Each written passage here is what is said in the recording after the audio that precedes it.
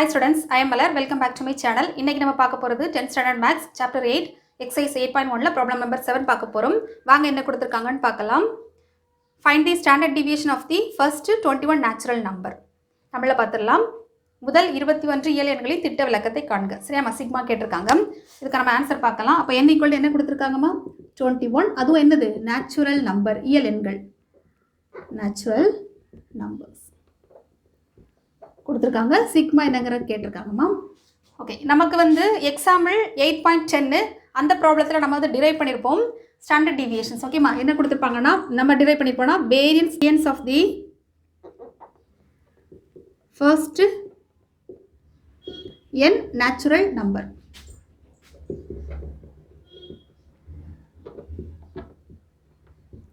என்ன டிரைவ் பண்ணிருப்போம்னா sigma square equal to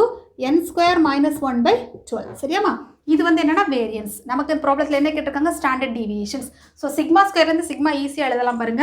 அப்போ ஸ்டாண்டர்ட் டீவியேஷன் திட்ட விலக்கம் சரியாமா கீழ எழுதி போடுறேன் standard deviation sigma equal to square root எடுத்தா போதும் இதுல ஸ்கொயர் ரூட் எடுத்தா என்ன வருமா சிக்மா வரும் இங்க ஸ்கொயர் ரூட் எடுத்தா the root வரும் -1 divided by 12 இப்போ நம்ம கரெஸ்பாண்டிங் வேல்யூ சப்ஸ்டிட்யூட் பண்ணலாம் பாருங்க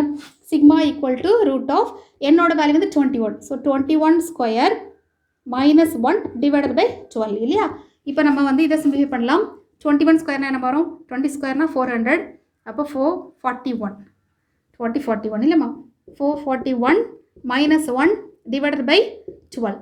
இப்போ நம்ம இத சிம்பிளிஃபை பண்ணலாம் அப்போ root of என்ன வரும் 440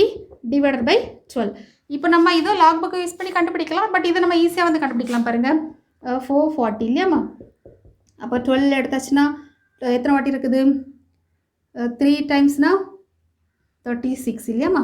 அப்போ 40 அப்போ 80 அப்போ 6 டைம்ஸ்னா 60 6 72 இல்லையா அப்போ 6 டைம்ஸ்னா 72 அகைன் 80 ல 72 போயாச்சுனா நமக்கு 8 கிடைக்கும் அப்போ பாயிண்ட் வச்சிட்டு நம்ம என்ன பண்ணுவோம் ஒரு 0 ஆட் பண்ணலாம் அப்ப 80 ல மறுபடியும் என்னது 6 டைம்ஸ் இருக்குது மறுபடியும் 72 மறுபடியும் சப்ட்ராக்ட் பண்ணியாச்சா நமக்கு 8 கிடைக்குது மறுபடியும் 6 போயிட்டே இருக்கும் சரி நம்ம அப்ப ஸ்டாப் பண்ணிக்கலாம் இப்போ நமக்கு என்ன கிடைச்சிருக்கு root of sigma equal to root of 36.66 இப்போ நமக்கு இது 100 குள்ள இருக்குதுனால நம்ம log book யூஸ் பண்ணி நமக்கு இதுக்கான ஆன்சர் கண்டுபிடிக்கலாம் இப்போ log book யூஸ் பண்ணலாம் root of 36.6 இல்லையாமா அப்போ ஸ்கொயர் ரூட் பேஜ்ல எடுத்து 36 க்கு 6 36 க்கு 6 எடுத்தாச்சுனா 6.050 ஓகேமா 36 க்கு